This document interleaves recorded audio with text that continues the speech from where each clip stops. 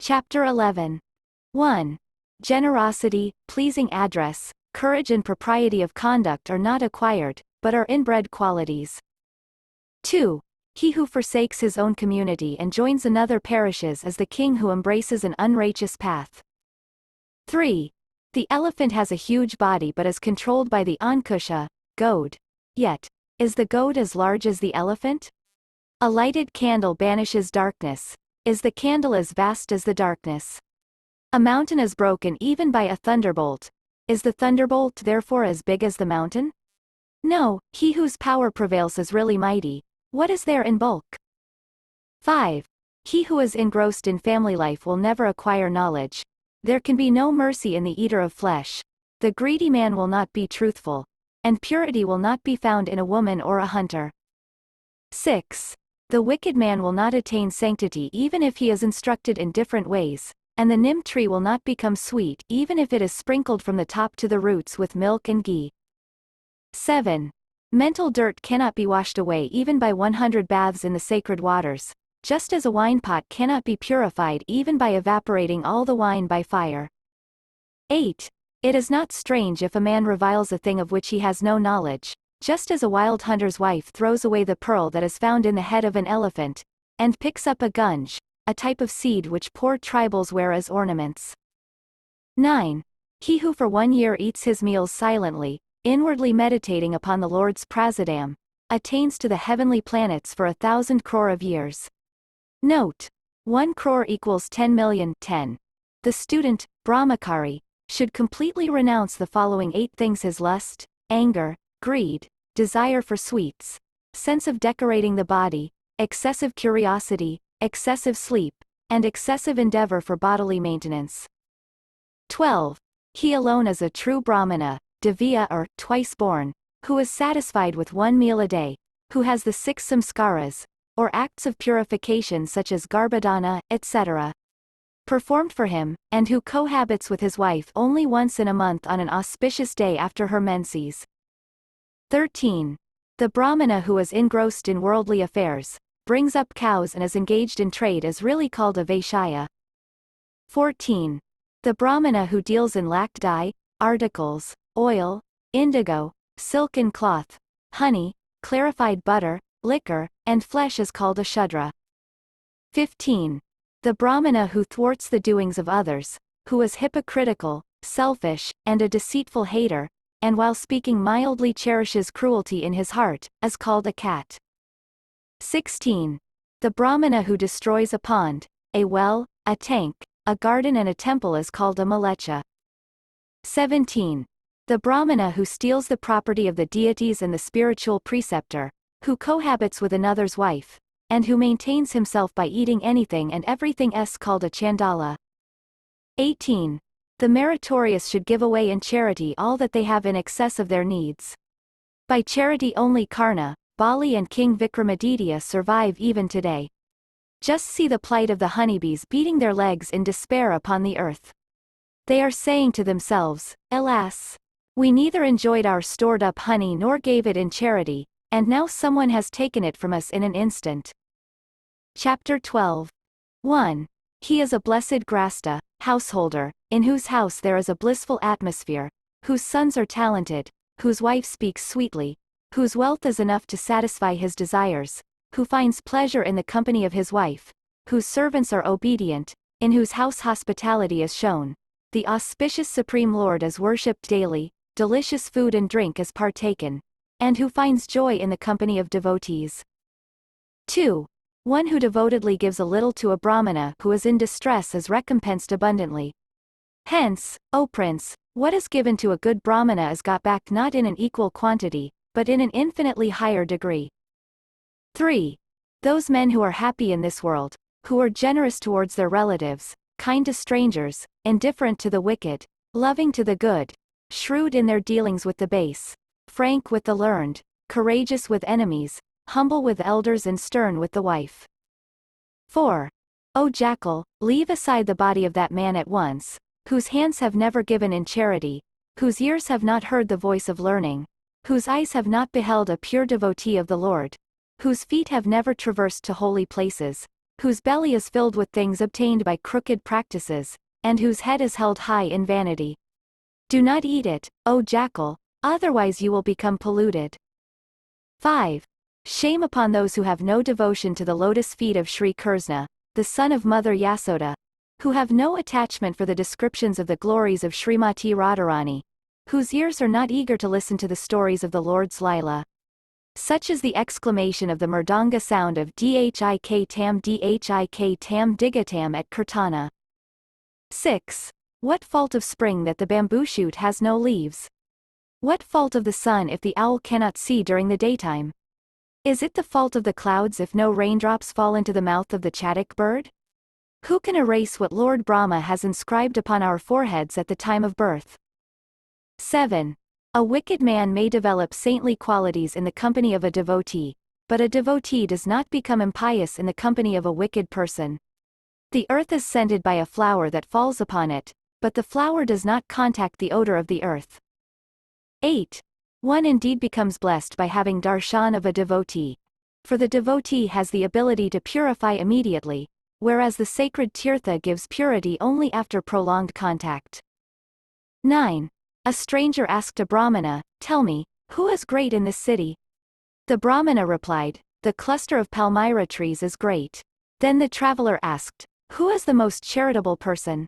The Brahmana answered, "The washerman who takes the clothes in the morning and gives them back in the evening is the most charitable." He then asked, "Who is the ablest man?" The Brahmana answered, "Everyone is expert in robbing others of their wives and wealth." The man then asked the Brahmana, "How do you manage to live in such a city?" The Brahmana replied, "As a worm survives while even in a filthy place, so do I survive here." 10. The house in which the lotus feet of Brahmanas are not washed, in which Vedic mantras are not loudly recited, and in which the holy rites of Svaha, sacrificial offerings to the Supreme Lord, and Swada, offerings to the ancestors, are not performed, is like a crematorium. 11. It is said that a sadhu, when asked about his family, replied thusly, "Truth is my mother, and my father is spiritual knowledge. Righteous conduct is my brother, and mercy is my friend. Inner peace is my wife, and forgiveness is my son. These 6 are my kinsmen." 12. Our bodies are perishable, wealth is not at all permanent, and death is always nearby. Therefore we must immediately engage in acts of merit. 13. Arjuna says to Krishna, "Brahmanas find joy in going to feasts, cows find joy in eating their tender grass, wives find joy in the company of their husbands, and know, O Krishna, that in the same way I rejoice in battle." 14. He who regards another's wife as his mother, the wealth that does not belong to him as a lump of mud, and the pleasure and pain of all other living beings as his own, truly sees things in the right perspective, and he is a true pandit. 15. O Raghava, the love of virtue, pleasing speech, and an ardent desire for performing acts of charity, guileless dealings with friends, humility in the Guru's presence, deep tranquility of mind, pure conduct, discernment of virtues, realized knowledge of the sastras, beauty of form and devotion to God are all found in you. The great sage Vasistha Muni, the spiritual preceptor of the dynasty of the sun, said this to Lord Ramachandra at the time of his proposed coronation. 16. Kalpataru, the wish-fulfilling tree, is but wood. The golden Mount Meru is motionless. The wish-fulfilling gem Chintamani is just a stone. The sun is scorching. The moon is prone to wane. The boundless ocean is saline. The demigod of lust lost his body, due to Shiva's wrath. Bali Maharaja, the son of Didi, was born into a clan of demons, and Kamadhenu, the cow of heaven, as a mere beast. O Lord of the Raghu dynasty, I cannot compare you to any one of these, taking their merits into account. 17. Realized learning, Vidya, as our friend while traveling, the wife is a friend at home, medicine is the friend of a sick man, and meritorious deeds are the friends at death. 18. Courtesy should be learned from princes, the art of conversation from pandits, lying should be learned from gamblers, and deceitful ways should be learned from women. 19. The unthinking spender, the homeless urchin, the quarrelmonger, the man who neglects his wife and is heedless in his actions, all these will soon come to ruination. 20. The wise man should not be anxious about his food. He should be anxious to be engaged only in dharma, Krishna consciousness. The food of each man is created for him at his birth. 21. He who is not shy in the acquisition of wealth, grain and knowledge, and in taking his meals, will be happy. 22. As centesimal droppings will fill a pot, so also are knowledge, virtue and wealth gradually obtained. 23. The man who remains a fool even in advanced age is really a fool, just as the Indravaruna fruit does not become sweet no matter how ripe it might become. Chapter 13. 1. A man may live but for a moment, but that moment should be spent in doing auspicious deeds. It is useless living even for a kalpa, 4,320,000 * 1,000 years, and bringing only distress upon the two worlds, this world and the next. 2. We should not fret for what is past, nor should we be anxious about the future. Men of discernment deal only with the present moment. 3. It certainly is nature of the demigods, men of good character, and parents to be easily pleased. Near and distant relatives are pleased when they are hospitably received with bathing, food, and drink, and pandits are pleased with an opportunity for giving spiritual discourse. 4. Even as the unborn babe is in the womb of his mother, these 5 are fixed as his life destiny, his lifespan, his activities, his acquisition of wealth and knowledge, and his time of death. 5. Oh, see what a wonder it is. The doings of the great are strange. They treat wealth as light as a straw, yet, when they obtain it, they bend under its weight. 6. He who is overly attached to his family members experiences fear and sorrow, for the root of all grief is attachment. Thus one should discard attachment to be happy. 7. He who is prepared for the future and he who deals cleverly with any situation that may arise are both happy, but the fatalistic man who wholly depends on luck is ruined. 8. If the king is virtuous, then the subjects are also virtuous. If the king is sinful, then the subjects also become sinful.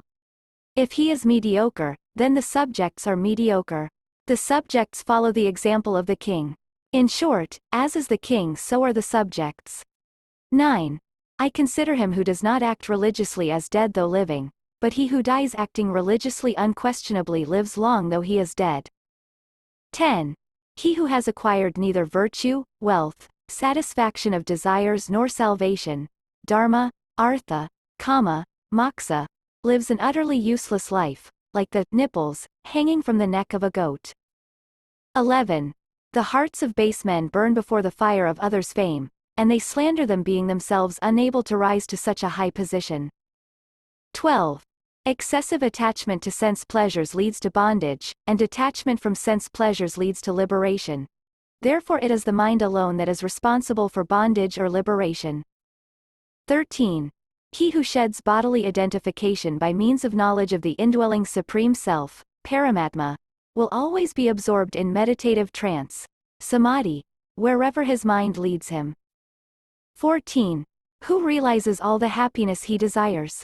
Everything is in the hands of God. Therefore one should learn contentment. 15. As a calf follows its mother among 1,000 cows, so the good or bad deeds of a man follow him. 16. He whose actions are disorganized has no happiness either in the midst of men or in a jungle. In the midst of men his heart burns by social contacts, and his helplessness burns him in the forest. 17. As the man who digs obtains underground water by use of a shovel, so the student attains the knowledge possessed by his preceptor through his service. 18. Men reap the fruits of their deeds, and intellects bear the mark of deeds performed in previous lives. Even so the wise act after due circumspection. 19. Even the man who has taught the spiritual significance of just one letter ought to be worshipped. He who does not give reverence to such a guru is born as a dog 100 times, and at last takes birth as a chandala, dog-eater. 20. At the end of the yuga, Mount Meru may be shaken. At the end of the kalpa, the waters of the 7 oceans may be disturbed, but a sadhu will never swerve from the spiritual path. 21. There are 3 gems upon this earth: food, water, and pleasing words. Fools, Mudas, consider pieces of rocks as gems. Chapter 14. 1. Poverty, disease, sorrow, imprisonment and other evils are the fruits borne by the tree of one's own sins. 2. Wealth, a friend, a wife, and a kingdom may be regained. But this body when lost may never be acquired again. 3. The enemy can be overcome by the union of large numbers, just as grass through its collectiveness wards off erosion caused by heavy rainfall. 4. Oil on water, a secret communicated to a base man, a gift given to a worthy receiver, and scriptural instruction given to an intelligent man spread out by virtue of their nature. 5. If men should always retain the state of mind they experience when hearing religious instruction, when present at a crematorium ground, and when in sickness, then who could not attain liberation? 6. If a man should feel before, as he feels after, repentance, then who would not attain perfection? 7. We should not feel pride in our charity, austerity, valor, scriptural knowledge, modesty and morality, for the world is full of the rarest gems. 8. He who lives in our mind is near though he may actually be far away, but he who is not in our heart is far though he may really be nearby. 9. We should always speak what would please the man of whom we expect a favor, like the hunter who sings sweetly when he desires to shoot a deer. 10. It is ruinous to be familiar with the king, fire, the religious preceptor, and a woman. To be altogether indifferent to them is to be deprived of the opportunity to benefit ourselves, hence our association with them must be from a safe distance. 11. We should always deal cautiously with fire, water, women, foolish people, serpents, and members of a royal family, for they may, when the occasion presents itself, at once bring about our death. 12. He should be considered to be living who is virtuous and pious, but the life of a man who is destitute of religion and virtues is void of any blessing. 13.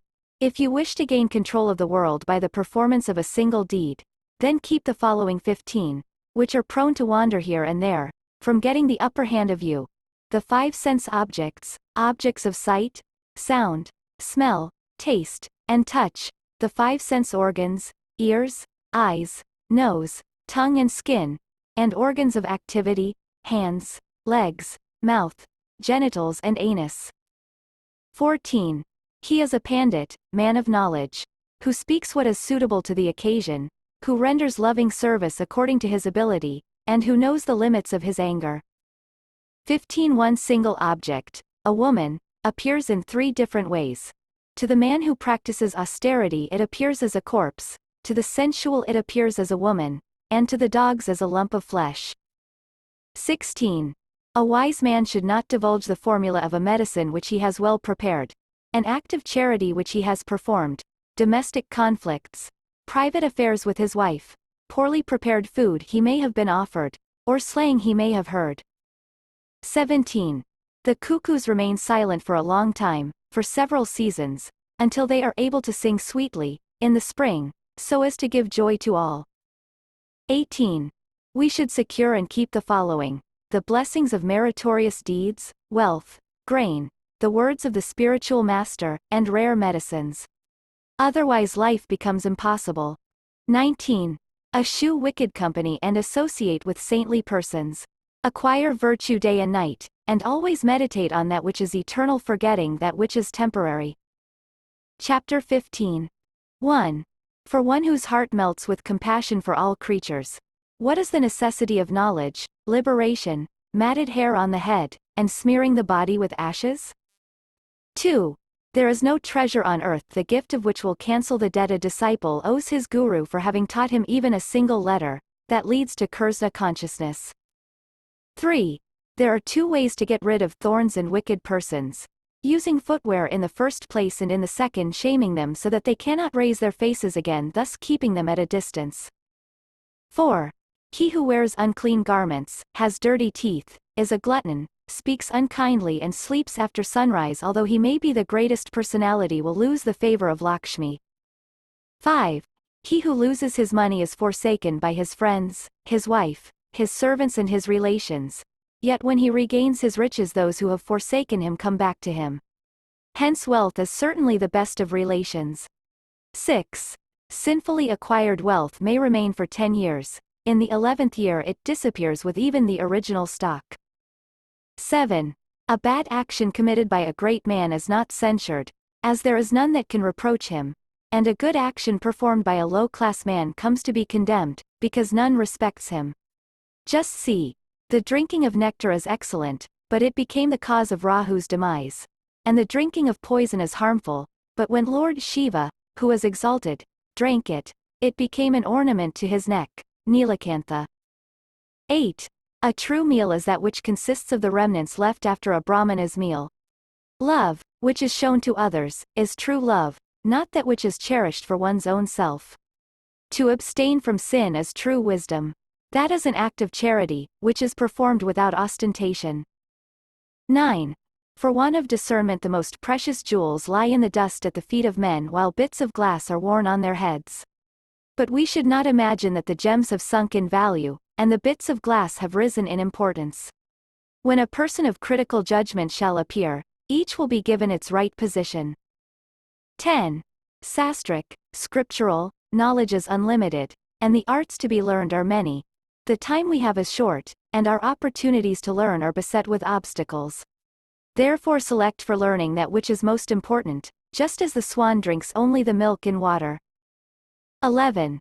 He is a Chandala who eats his dinner without entertaining the stranger who has come to his house quite accidentally, having traveled from a long distance and is wearied. 12. One may know the 4 Vedas and the Dharma Sastras, yet if he has no realization of his own spiritual self, he can be said to be like the ladle, spoon, which stirs all kinds of foods but knows not the taste of any. 13. Those blessed souls are certainly elevated who, while crossing the ocean of life, take shelter of a genuine Brahmana, who is likened unto a boat. They are unlike passengers aboard an ordinary ship that runs the risk of sinking. 14. The moon, who is the abode of nectar and the presiding deity of all medicines, although immortal like Amrta and resplendent in form, loses the brilliance of his rays when he repairs to the abode of the sun, daytime. Therefore, will not an ordinary man be made to feel inferior by going to live at the house of another? 15. This humble bee, which always resides among the soft petals of the lotus and drinks abundantly its sweet nectar, is now feasting on the flower of the ordinary kutaha. Being in a strange country where the lotuses do not exist, he is considering the pollen of the kutaha to be nice. 16. Lord Vishnu asked his spouse Lakshmi why she did not care to live in the house of a Brahmana. She replied smiley face, "O Lord, a rishi named Agastya drank up my father, the ocean, in anger. Brigu Muni kicked you. Brahmanas pride themselves on their learning having sought the favor of my competitor Sarasvati. And lastly they pluck each day the lotus which is my abode, and therewith worship Lord Shiva. Therefore, O Lord, I fear to dwell with a Brahmana." 17. There are many ways of binding by which one can be dominated and controlled in this world, but the bond of affection is the strongest. For example, take the case of the humble bee, which, although expert at piercing hardened wood, becomes caught in the embrace of its beloved flowers, as the petals close at dusk. 18. Although sandalwood is cut, it does not forsake its natural quality of fragrance, so also the elephant does not give up sportiveness though he should grow old. The sugarcane does not cease to be sweet though squeezed in a mill, so the man of noble extraction does not lose his lofty qualities, no matter how pinched he is by poverty. Chapter 16. 2. The heart of a woman is not united, it is divided. While she is talking with one man, she looks lustfully at another and thinks fondly of a third in her heart. 3. The fool, Muda, who fancies that a charming young lady loves him, becomes her slave and he dances like a shakuntal bird tied to a string. 4. Who is there who, having become rich, has not become proud? What licentious man has put an end to his calamities? What man in this world has not been overcome by a woman? Who is always loved by the king? Who is there who has not been overcome by the ravages of time? What beggar has attained glory? Who has become happy by contracting the vices of the wicked? 6. A man attains greatness by his merits, not simply by occupying an exalted seat. Can we call a crow an eagle, Garuda, simply because he sits on the top of a tall building? 8. The man who is praised by others as great is regarded as worthy though he may be really void of all merit. But the man who sings his own praises lowers himself in the estimation of others, though he should be Indra, the possessor of all excellences. 9. If good qualities should characterize a man of discrimination, the brilliance of his qualities will be recognized just as a gem, which is essentially bright, really shines when fixed in an ornament of gold. 10. Even one who by his qualities appears to be all-knowing suffers without patronage. The gem, though precious, requires a gold setting. 11. I do not deserve that wealth which is to be attained by enduring much suffering, or by transgressing the rules of virtue, or by flattering an enemy. 13. Those who were not satiated with the enjoyment of wealth, food and women have all passed away. There are others now passing away who have likewise remained unsatiated, and in the future still others will pass away feeling themselves unsatiated. 14. All charities and sacrifices, performed for gain, bring only temporary results, but gifts made to deserving persons and protection offered to all creatures shall never perish. 15. A blade of grass is light, cotton is lighter, and the beggar is infinitely lighter still. Why then does not the wind carry him away? Because it fears that he may ask alms of him. 16. It is better to die than to preserve this life by incurring disgrace. The loss of life causes but a moment's grief, but disgrace brings grief every day of one's life. 17. All the creatures are pleased by loving words, and therefore we should address words that are pleasing to all, for there is no lack of sweet words. 18. There are 2 nectarine fruits hanging from the tree of this world. One is the hearing of sweet words, such as Kursa Katha, and the other, the society of saintly men. 19. The good habits of charity, learning and austerity practiced during many past lives continue to be cultivated in this birth by virtue of the link, yoga, of this present life to the previous ones. 20. One whose knowledge is confined to books and whose wealth is in the possession of others, can use neither his knowledge nor wealth when the need for them arises. Chapter 17. 1. The scholar who has acquired knowledge by studying innumerable books without the blessings of a true spiritual master does not shine in an assembly of truly learned men, just as an illegitimate child is not honored in society. 2. We should repay the favors of others by acts of kindness. So also should we return evil for evil in which there is no sin, for it is necessary to pay a wicked man in his own coin. 3. That thing which is distant, that thing which appears impossible, and that which is far beyond our reach, can be easily attained through tapasya, religious austerity, for nothing can surpass austerity. 4. What vice could be worse than covetousness? What is more sinful than slander? For one who is truthful, what need is there for austerity? For one who has a clean heart, what is the need for pilgrimage? If one has a good disposition, what other virtue is needed? If a man has fame, what is the value of other ornamentation? What need is there for wealth for the man of practical knowledge? And if a man is dishonored, what could there be worse than death?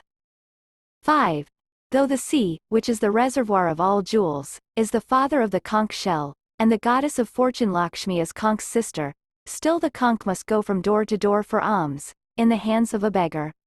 It is true, therefore, that one gains nothing without having given in the past. 6. When a man has no strength left in him he becomes a sadhu, one without wealth acts like a brahmachari, a sick man behaves like a devotee of the Lord, and when a woman grows old she becomes devoted to her husband. 8. There is poison in the fang of the serpent, in the mouth of the fly and in the sting of a scorpion, but the wicked man is saturated with it. 9. The woman who fasts and observes religious vows without the permission of her husband shortens his life, and goes to hell. 10. A woman does not become holy by offering charity, by observing hundreds of fasts, or by sipping sacred water, as by sipping the water used to wash her husband's feet. 12. The hand is not so well adorned by ornaments as by charitable offerings. One does not become clean by smearing sandalwood paste upon the body as by taking a bath. One does not become so much satisfied by dinner as by having respect shown to him. And salvation is not attained by self-adornment as by cultivation of spiritual knowledge. 14. The eating of tundi fruit deprives a man of his sense, while the vacha root administered revives his reasoning immediately. A woman at once robs a man of his vigor while milk at once restores it. 15. He who nurtures benevolence for all creatures within his heart overcomes all difficulties and will be the recipient of all types of riches at every step. 16. What is there to be enjoyed in the world of Lord Indra for one whose wife is loving and virtuous, who possesses wealth, who has a well-behaved son endowed with good qualities, and who has grandchildren born of his children? 17. Men have eating, sleeping, fearing and mating in common with the lower animals. That in which men excel the beasts is discretionary knowledge. Hence, indiscreet men who are without knowledge should be regarded as beasts. 18. If the bees that seek the liquid oozing from the head of a lust-intoxicated elephant are driven away by the flapping of his ears, then the elephant has lost only the ornament of his head. The bees are quite happy in the lotus-filled lake. 19. A king, a prostitute, Lord Yamaraja, fire, a thief, a young boy, and a beggar cannot understand the suffering of others. The eighth of this category is the tax collector. 20. O lady, why are you gazing downward? Has something of yours fallen on the ground? She replies, O fool, can you not understand the pearl of my youth has slipped away? 21. O Ketka flower, serpents live in your midst, you bear no edible fruits, your leaves are covered with thorns, you are crooked in growth, you thrive in mud, and you are not easily accessible. Still for your exceptional fragrance you are as dear as kinsmen to others. Hence, a single excellence overcomes a multitude of blemishes.